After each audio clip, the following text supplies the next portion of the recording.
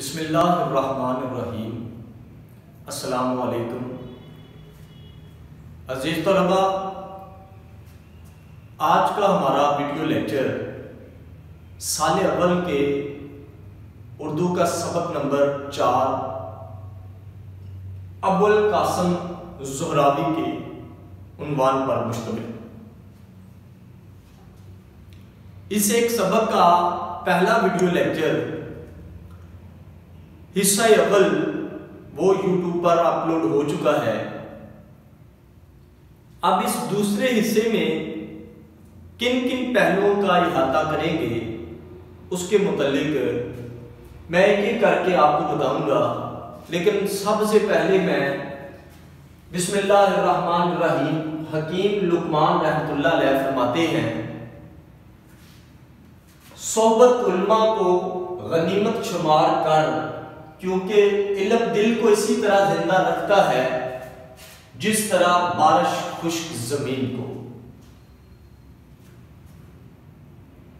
اب اس میں یہ بات ہے کہ جس ہستی کے متعلق جس شخصیت کی ہم بات کرنے لگے ہیں ان کا شمار بڑے سے بڑے شاگردوں میں اور بڑے سے بڑے علماء، بڑے سے بڑے مصنفین میں، بڑے سے بڑے موجد، بڑے سے بڑے سائنسدان میں، بڑے سے بڑے سرجن میں ہوتا ہے۔ میری مراد ابوالقاسم زہراوی رحمۃ اللہ علیہ۔ اس سبق کو لکھنے والے مصنف پروفیسر حمید عسکری ہیں۔ پروفیسر حمید عسکری جن کا شمار نامور مصنفین میں ہوتا ہے، یعنی کہ دنیا میں جتنے بھی بڑے بڑے مصنفین ہیں جنہوں نے مختلف کتب لکھی، مختلف کارنامے سر انجام دیے، ان میں ایک نام جب بھی کبھی آئے گا سر فہرست اس نام کو سنہری روپ میں لکھا جائے گا، اور وہ نام ہے پروفیسر حمید عسکری۔ فزکس پروفیسر، یعنی کہ GC university Lahore government college Lahore میں فزکس کے پروفیسر تھے اور صدر شعبہ فزکس کے فرائض بھی سر انجام دیتے رہے۔ ان کی دو کتب، نامور مسلم سائنسدان اور دوسری نامور مغربی سائنسدان، ان دونوں کتب میں جو ہمارا جہاں سے ماخذ ہے سبق وہ ہے نامور مسلم سائنسدان۔ سبق کا تعارف، اس کے اہم نکات اور کن کن پہلوؤں کا احاطہ کیا گیا ہے۔ سب سے پہلے صنف ادب میں مضمون اور خاکہ، یعنی کہ شخصی خاکہ کے اعتبار سے اور مضمون دونوں طرح سے اس صنف کو مختلف نقادوں نے اپنایا ہے۔ مسلمانوں کا شاندار ماضی، مسلمانوں کی سائنسی خدمات، پہلا مستند سرجن ڈاکٹر ابوالقاسم زہراوی، تصریف علم جراحی پر پہلی مستند کتاب، مختلف زبانوں میں تراجم، سرجری کی پہلی کتاب، اور آخر میں ماخذ ہے اس کہانی کا نامور مسلم سائنسدان۔ یہاں تک تو ہم نے بات کی مصنف کے تعارف کے متعلق، اور اس میں دو تین باتیں میں آپ کو بتا دوں امتحانی نقطہ نظر سے جو آپ کے لیے جاننا بہت ضروری ہے، کیونکہ اس حصے کا، اس ویڈیو لیکچر کا تعلق ہے سیاق و سباق اور تشریح کے ساتھ۔ اب میں آپ کو بتاؤں، سیاق و سباق 3 نمبر کا آتا ہے، اور اگر سبق کے اہم نکات جن کو آپ میں پڑھنے لگا ہوں، اگر ان اہم نکات کو ترتیب سے آپ لکھ دیں تو یہ آپ کا سیاق و سباق بن جائے گا، اور ان کو کھول کر بیان کریں اور پھر کھول کر بیان کریں، پھر کھول کر بیان کریں، اس کی تشریح و توضیحات کریں تو یہی ہماری تشریح ہو جاتی ہے، جس کا تعلق 3 نمبر کا سیاق و سباق ہوتا ہے، 1 نمبر سبق کے عنوان کا اور 1 نمبر مصنف کے نام کا، 3 नंबर का सियाक़ व सबाक़ और 10 नंबर की तशरीह, 15 नंबर पर मुश्तमिल ये सवाल होता है।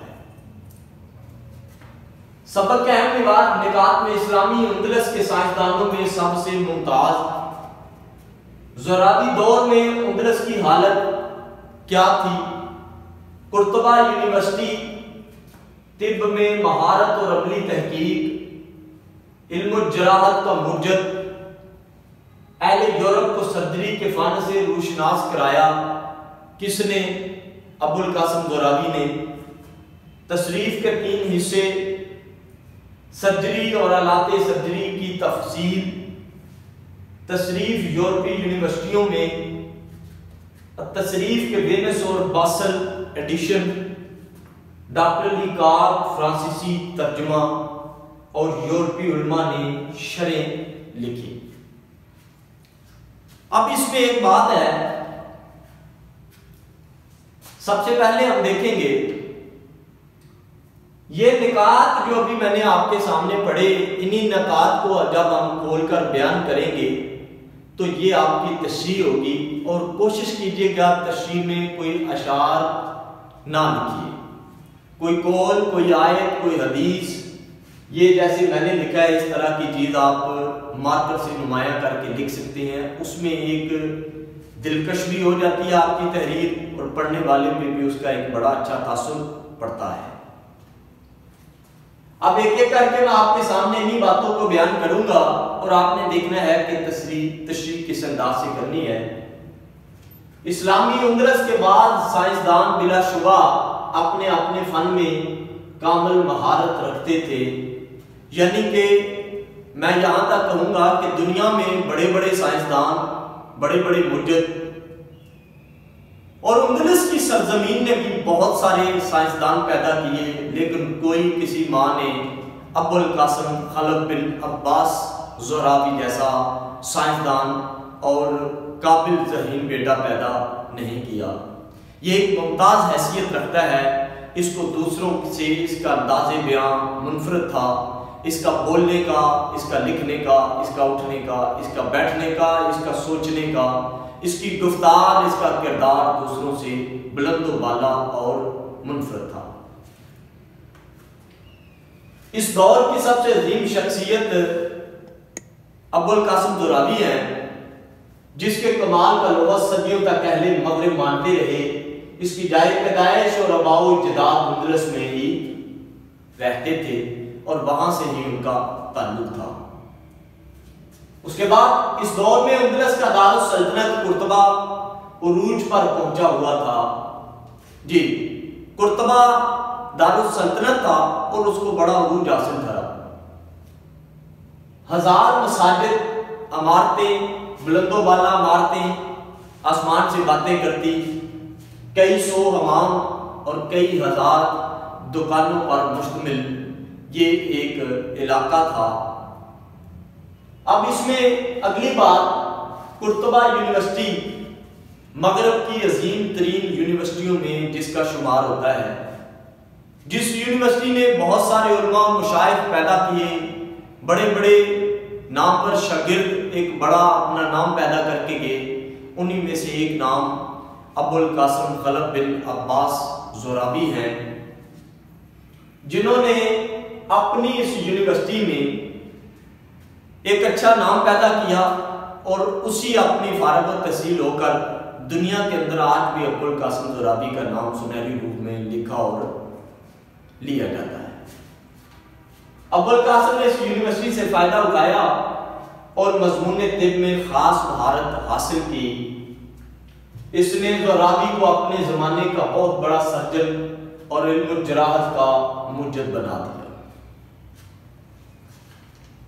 और ज़ोराबी ही वो अजीम शख्सियत है जिसने अहले यूरोप को सर्जरी के फन से रोशनास कराया।